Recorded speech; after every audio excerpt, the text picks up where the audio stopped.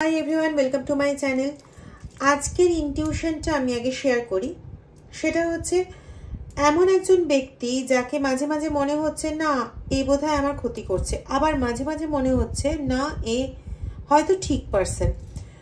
প্রচণ্ডভাবে নিজে একটা অ্যাম্বিগুইটির মধ্যে চলে যাওয়া হচ্ছে, একটা অদ্ভুত রকম ডিলেমা কাজ করছে একজন ব্যক্তিকে নিয়ে বা দুজন ব্যক্তিকে নিয়ে, যারা মনে হচ্ছে এক্ষণে মনে হচ্ছে ঠিক পারসন, আবার মানে পরক্ষণে মনে হচ্ছে না এর দ্বারাই ক্ষতি হচ্ছে। অ্যাকচুয়ালি ওই ব্যক্তির দ্বারা ক্ষতি হচ্ছে না, ওই ব্যক্তি অ্যাকচুয়ালি একটা মিডিয়াম হিসেবে কাজ করছে। ব্যক্তি হয়তো আপনার সত্যিকারের ক্ষতি চায় না, কিন্তু তার মধ্যে এমন কিছু জিনিস আছে যেগুলো হয়তো থাকা উচিত নয়, যেগুলো থাকার জন্য সে একটা মিডিয়াম হয়ে কাজ করছে। আজকে এই নিয়ে রিডিং, একটু ডিটেলসে যাব কার্ডের থ্রুতে, কারণ কার্ড এনার্জি যেরকম ভাবে বলবে আমি সেইভাবেই বলার চেষ্টা করব। রিডিংটা একটু অদ্ভুত লাগতে পারে, হয়তো এর আগে শুনেছেন কিনা আমি বলতে পারবো না। তো প্লিজ যারা রিডিংটা দেখবেন মন দিয়ে দেখবেন, কারণ এর থ্রুতে কিন্তু আপনাদের কাছে অনেক কিছু ইনফরমেশন একদম ক্লিয়ারলি আসতে পারে। হয়তো আপনারা অনেকেই যারা আজকে এই রিডিংটা দেখবেন তারা হয়তো অনেকেই এরকম ধরনের সমস্যাতে ভুগছেন। দেখুন, কিছু পার্সেন্ট থাকে যারা ক্ষতিকারক, আমরা চিহ্নিত করতে পারি তাদের, কিন্তু কিছু কিছু পার্সনকে আমরা চিহ্নিত করতে পারি না। আবার কিছু কিছু পার্সনের ক্ষেত্রে একবার মনে হয় না না ওই খারাপ কাজটা করছে, আবার মনে হয় না না এ কি করে খারাপ কাজটা করবে। তো এই যে মনে হয় একই পার্সনের ক্ষেত্রে না না এ কি করে খারাপ কাজটা করবে, আমি ভুলভাল ভাবছি বা আমি সঠিকভাবে ভাবছি না, এই যাদের ক্ষেত্রে এটা মনে হচ্ছে তাদের জন্য বক্তব্য যে মেবি তারা হয়তো কোনো ক্ষতিকারক কাজই করছে না, ক্ষতিকারক কাজটা অন্য কেউ করে বেরিয়ে যাচ্ছে এবং তাকে মাধ্যম হিসেবে ব্যবহার করছে। এবার কি করে বুঝবেন সে মাধ্যম হিসেবে ব্যবহার হচ্ছে কিনা? যে মাধ্যম হিসেবে ব্যবহার হয়, বাই দ্য ওয়ে বলে রাখি ভিডিওটা কিন্তু টাইমলেস এবং রিডিং এনার্জি যার সঙ্গে যতটা ম্যাচ করবে প্লিজ ততটাই নেবেন, বাকিটা অন্যদের জন্য ছেড়ে দেবেন। আর কারোর সঙ্গে যদি 100% ম্যাচ করে তাহলে প্লিজ রিডিং এর মধ্যে যদি কোনো রকম ক্লু দেওয়া থাকে, রেমেডি হিসেবে কোনো কিছু দেওয়া থাকে, তাহলে সেটা পরম বিশ্বাসের সঙ্গে করবেন, আপনার ইষ্টর প্রতি পরম বিশ্বাস, রিডিং এর প্রতি নয়। আচ্ছা, এবার যেটা বলছিলাম, যদি কেউ মিডিয়াম হিসেবে ব্যবহৃত হয়ে থাকে ক্ষতি করার জন্য, তাহলে সেই ব্যক্তিকে এবং সেই ব্যক্তির কি কি সিমটম দেখে বুঝতে পারবেন যে সে মিডিয়াম হিসেবে ব্যবহৃত হচ্ছে। প্রথম কথা, ব্যক্তি যেই হোক না কেন, এ হয় কম বয়সী না হলে বেশি বয়সী, মধ্যবয়স্ক বা ওই 40 না 38 থেকে 50-এর মধ্যে বয়স্ক নয় অবশ্যই, ঠিক আছে? 38 থেকে 50-এর মধ্যে বয়স্ক নয়, হয় তার নিচে হবে, না হলে 50-এর ওপরে, 54, 56, 57টা খুব আসছে, 67 এরকম বয়স্ক হতে পারে, বা একদম নিচের দিকে 18, 19, 37, ঠিক আছে, এইরকম ধরনের এজের হতে পারে, 27, 25, 21, ঠিক আছে? বা কারো কারো ক্ষেত্রে খুব কম আসছে, এটা 9 বছর, মানে বাচ্চা শিশুকে ব্যবহার করা হচ্ছে। এবার কি করে বুঝবেন সে মিডিয়াম হিসেবে ব্যবহৃত হচ্ছে? প্রথম কথা হচ্ছে, যে মিডিয়াম হিসেবে ব্যবহৃত হয় দেখবেন সে মাঝে মাঝেই না ফুল ব্ল্যাঙ্ক হয়ে যাচ্ছে, মানে সে কি করছিল, সে কি ভাবছিল, বা সে সেই মুহূর্তে কি চিন্তা ভাবনা করছিল, কি করছিল, কাজের ক্ষেত্রে কি করছিল, বা কোন কিছু শুনছিল, হঠাৎ করে সে না ব্ল্যাঙ্ক হয়ে যাবে, মিনস আমরা যেটাকে বাইরে থেকে বলি কি আনমনা হয়ে গেছে, ঠিক আছে? এবং সেটা বেশ অনেকক্ষণ সময়ের জন্য, ধরে নিন খুব কম করে হলেও 20-25 মিনিট। আপনি যখন তাকে জিজ্ঞেস করবেন এই কোথায় ছিলিস, ও কিন্তু কোনো উত্তর দিতে পারবে না, বা এই তুমি কি ভাবছো, সে কিন্তু কোনো উত্তর দিতে পারবে না। আমরা অনেক সময় ভেবে নিই কি সে মনে মনে কিছু হয়তো ভাবছিল, বলতে চাইছে না, কিন্তু এদের ক্ষেত্রে কিন্তু এটা সঠিক নয়। ঠিক আছে, তো এদেরকে কি করা হচ্ছে, মিডিয়াম রূপে ব্যবহার করা হচ্ছে। এবার ফিজিক্যালি এদের কোন মানে কিছু দেখে কি করে বুঝবো যে এরা মিডিয়াম হিসেবে ব্যবহৃত হচ্ছে? এদের বেশিরভাগ সময় পেট খারাপ হবে, বেশিরভাগ সময় এদের পেট খারাপ থাকে, দেহ ক্ষেত্রে খুব একটা সুস্থতা থাকে না, এক এক সময় প্রচন্ড ছটফটে, আবার এক একটা সময় ঠিক তার অপোজিট। ধরুন সাপোজ সে হয়তো এই জিনিসটাকে সরিয়ে আরেকটা জায়গায় রাখতে খুব পছন্দ করে, ঠিক আছে, একটা সময় দেখা গেল ওর ওটার প্রতি কোনো ইন্টারেস্টই নেই, কোথায় পড়ে রয়েছে কোথায় ধরে রয়েছে কোনো ব্যাপার নেই। ঠিক আছে, আমি কিন্তু বলতে চাইছি এই সমস্ত সাইন সিমটমস গুলো একজনের মধ্যেই দেখা যাবে, তখন বোঝা যাবে যে এই কারোর দ্বারা চালিত হচ্ছে, একে কেউ চালনা করছে। আমরা বলি বেশিরভাগ ক্ষেত্রে যে তাকে কিছু খাইয়ে চালনা করা হচ্ছে। হ্যাঁ, খাইয়ে কাজটা বেশি তাড়াতাড়ি করানো যায়, এটা ঠিক কথা, কিন্তু হাওয়া চালান দ্বারাও কাজটা করানো যায়। এবং আপনার খুব নিয়ার ডিয়ার ওয়ান্সকে দিয়েই এই কাজটা করানো হয়ে থাকে। বিভিন্নভাবে তার শরীর খারাপ হয়, পেট খারাপটা আমি কমন বললাম, সে পায়ে হাতের এইসব জায়গায় খুব আঘাত পায়, পায়ে আঘাত পায়, পেট ব্যথা হয়, মানে পায়খানা হয়, পেট ব্যথা হয় না, পেট খারাপ হয়, সরি পেট খারাপ হয় কিন্তু পেট ব্যথা হয় না। আর একটু বেশি পরিমাণে মানে এক সময় হচ্ছে প্রচন্ড ছোটাছুটি, আর বেশিরভাগ সময়টা খুব অলসতাপূর্ণ, মেলানো যায় না তার স্বভাবের মধ্যে। ঠিক আছে, তো যাই হোক, রিডিং এ ঢুকি, কি বলতে চাইছে। Just a minute. আজকে বারবারই মনে হচ্ছে রিডিংটা ইনটুইটিভ যাবে, কিন্তু কথাটা হচ্ছে ইনটুইটিভ রিডিং আমি কার্ড ছাড়া করিনি, তাই করতে চাইছি না।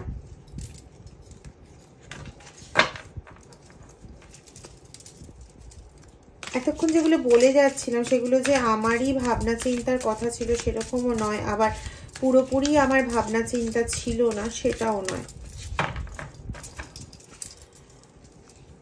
যার জন্য কিছু ওয়ার্ড ইউজ করে আমি নিজেই ভাবলাম যে ওয়ার্ডটা কেন ইউজ করলাম, কারণ এভাবে বলা উচিত নয়। যাই হোক, আজকে কার্ড সাফেলই হতে চাইছে না।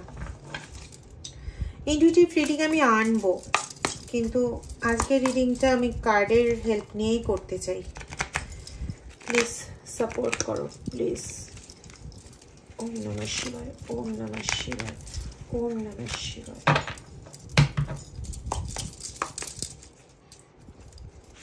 শিবায়, ওম নমঃ শিবায়,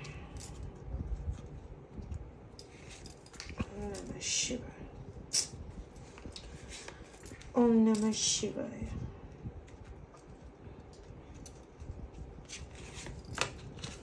ওম নমঃ শিবায়। যেটা বলতে চাইছিলাম, দেখুন রিডিং এনার্জিতে কিন্তু তাই আসছে।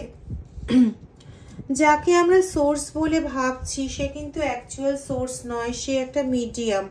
সে বোকার মতন কারোর প্ররোচনায় পা দিয়ে নিজেই ক্ষতিকারক জায়গায় ঝাঁপ দিচ্ছে। আর সেই ঝাঁপ দেওয়াটা আমরা কি করে বুঝতে পারছি না, আমরা বুঝতে পারছি তার শরীর খারাপ দেখে, তার মানসিক যে ট্রান্সফরমেশনটা হচ্ছে, ইউনো, যে একবার বললাম না যে একবার প্রচন্ডভাবে সে ছটফটে মেন্টালিটি, তো পরক্ষণে সে প্রচন্ড অলসতা, প্রচন্ড মানে তাকে মনেই হয় না যে একটু আগেই সে প্রচন্ড চঞ্চল ছিল, প্রচন্ড তাড়াহুড়ো করে কাজ করত। তো এরকম ধরনের একটা অদ্ভুত জিনিস তার মধ্যে কাজ করতে থাকে, এবং সে দিকবিদিক অতটা ভালো বুঝতেও চায় না, দেখতেও চায় না, কিন্তু অ্যাকচুয়ালি কিন্তু তার জ্ঞান খুব ভালো মতন আছে।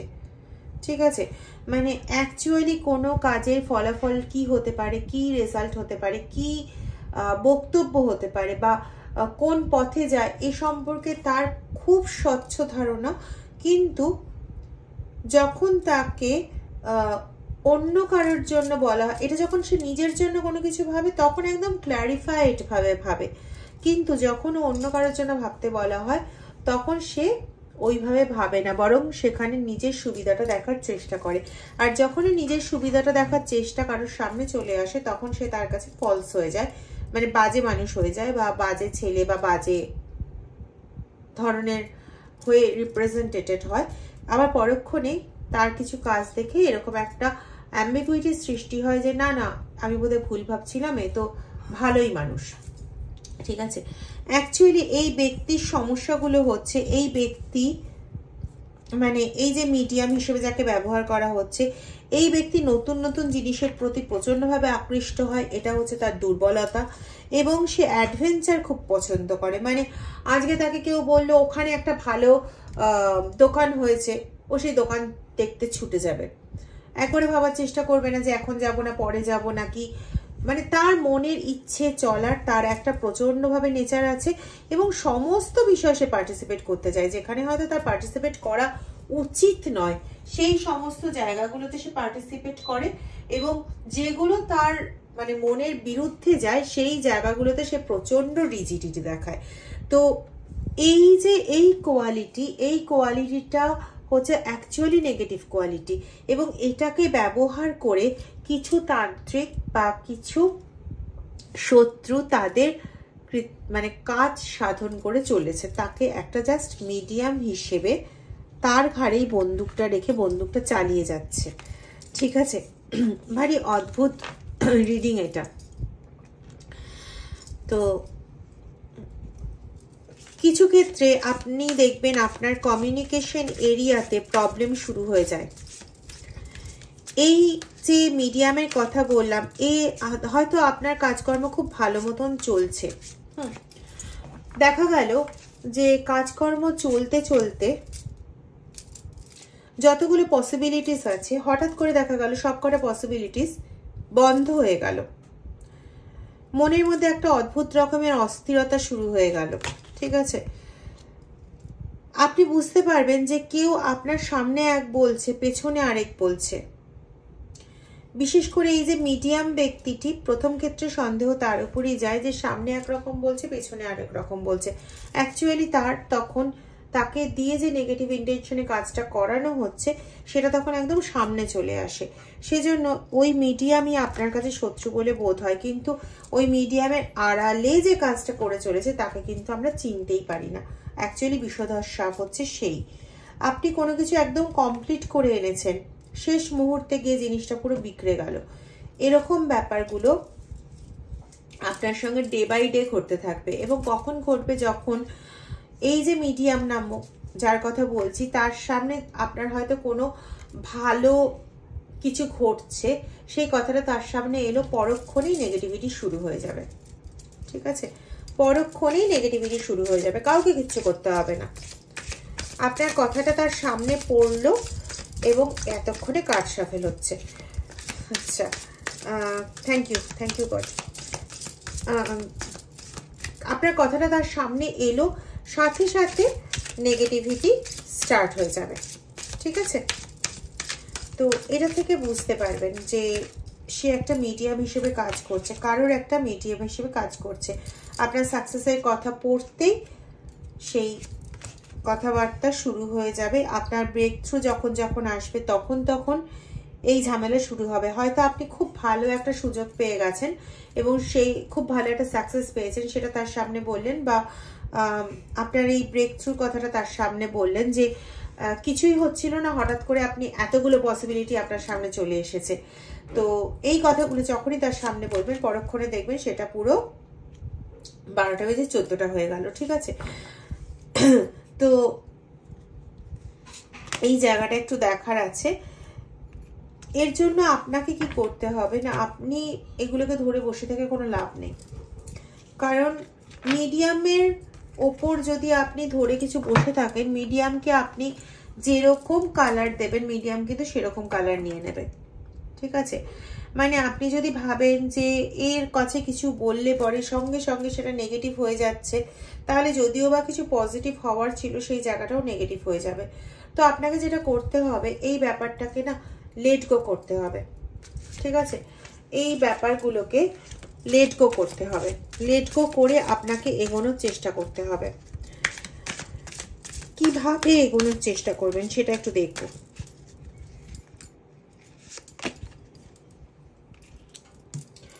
আপনাকে নতুন করে নতুনভাবে ভেবে আপনি যে অ্যাসপেক্টেই কাজ করতে যাচ্ছেন, হয়তো কর্মের ক্ষেত্রে হোক বা সংসারে কোনো কাজের ক্ষেত্রে বা সম্পর্কের ক্ষেত্রে, নতুন করে আবার আপনাকে নতুন উপায় ভাবনা চিন্তা করতে হবে এবং চেষ্টা করবেন যতটা সম্ভব তার সামনে না বলা যায়। হ্যাঁ, বাড়ির লোক সামনে না বলে ওইভাবে থাকা যায় না, যতটা সম্ভব নিজের ভেতরে রাখার চেষ্টা করবেন। অতিরিক্ত বার্ডেন হিসেবে জিনিসটাকে নিয়ে কোনো লাভ হবে না। জিনিসটাকে আপনাকে অ্যাজ এ ক্রিয়েটার ক্রিয়েটিভিটির মধ্যে দিয়ে নিতে হবে, যে আপনি জিনিসটাকে নতুন করে ক্রিয়েট করছেন এবং যতক্ষণ আপনি এই ক্রিয়েটিংয়ের কাজটা করছেন, আপনি যে ক্রিয়েটিভিটির কাজটা করছেন, আপনি যে নতুন করে কোনো কিছু সূচনা করতে চাইছেন, ততক্ষণ পর্যন্ত আপনি সেটাকে নিজের মধ্যেই রাখুন বা এমন কারোর সঙ্গে ডিসকাস করুন যে এরকম কোনো রকম মেন্টালিটি নয়, ঠিক আছে? তার সঙ্গে ডিসকাস করে এগোন। আশা করি যে এই প্রবলেমটা মিটবে। এবং আরেকটা কাজ করবেন, সেটা হচ্ছে যখনই কোনো পসিবিলিটির কথাবার্তা বলবেন, তখনই এরকম ধরনের একটা কর্পূর হাতের মধ্যে রেখে কথা বলবেন, ঠিক আছে? এরকম একটা কর্পূর হাতের মধ্যে রেখে কথা বলুন বা এটার গন্ধ নিন, ঠিক আছে? বা হাতে মাখিয়ে রাখুন, ঠিক আছে? কর্পূরের গন্ধযুক্ত ধূপও পাওয়া যায়, সেই ধূপগুলোও ব্যবহার করতে পারেন। কর্পূর মানে ইটসেলফ কিন্তু প্রচন্ড পজিটিভ, আর সেটাকে যদি আপনারা জবের সময় ব্যবহার করেন বা আপনাদের কাজের সময় ব্যবহার করেন, তো কাজের ক্ষেত্রে কিন্তু অনেকটা পসিবিলিটি বেড়ে যায় পজিটিভ হওয়ার, ঠিক আছে? তো আমি কর্পূরের কথা বলবো, বিশেষ করে মঙ্গলবার, শনিবার, সোমবার, বৃহস্পতিবার। মঙ্গল, শনি, সোম, বৃহস্পতি। মঙ্গল শনি হনুমানজির সামনে এবং সোম বৃহস্পতি শিবের সামনে কর্পূর আরতি করবেন, ঠিক আছে? রেমিডিগুলো কিন্তু রিডিং রেমিডি হিসেবে উঠে এলো। যারা সত্যি বিশ্বাসের সঙ্গে করতে পারবেন তারা করবেন, এবং রিডিং এর উপর বিশ্বাস রেখে নয়, আমি আরেকবারও বলছি, আপনার যে ইষ্ট আছে তিনি যাই হোক না কেন, যে ফর্মেই হোক না কেন, তার উপর বিশ্বাস রেখে এই রেমেডিটা করে দেখবেন, আপনাদের অনেক ভালো হওয়ার চান্সেস রয়েছে।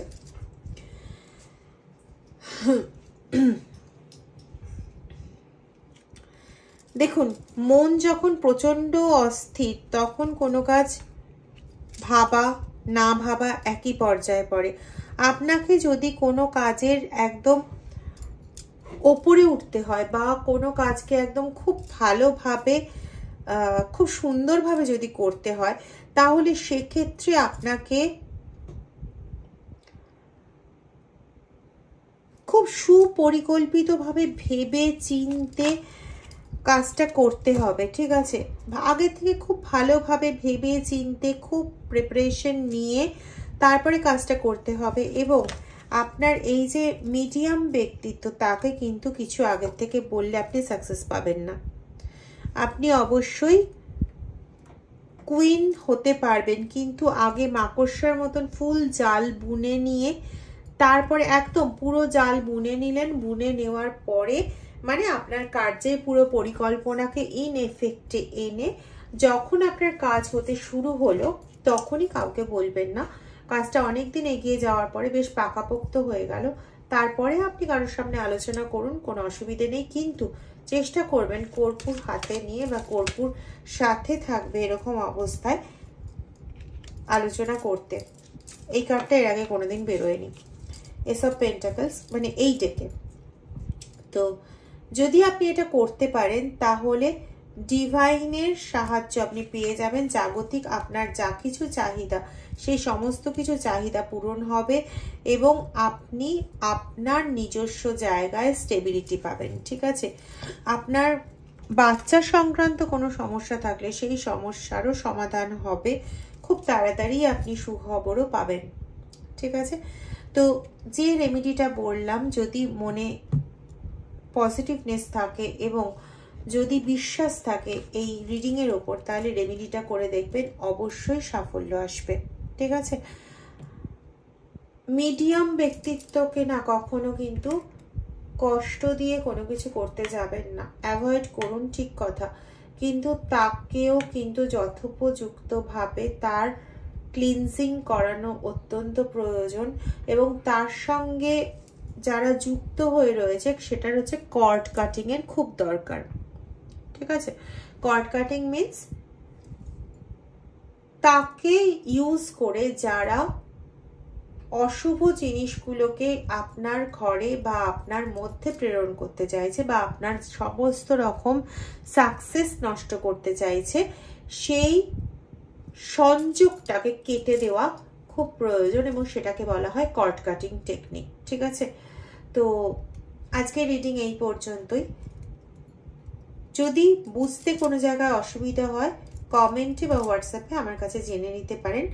আর পার্সোনাল রিডিং, কর্ড কাটিং এগুলোর জন্য যদি কন্ট্যাক্ট করতে হয় তাহলে হোয়াটসঅ্যাপ নাম্বারে কন্ট্যাক্ট করবেন এবং প্লিজ শুধু হোয়াটসঅ্যাপের মাধ্যমেই কন্ট্যাক্ট করবেন। Thank you.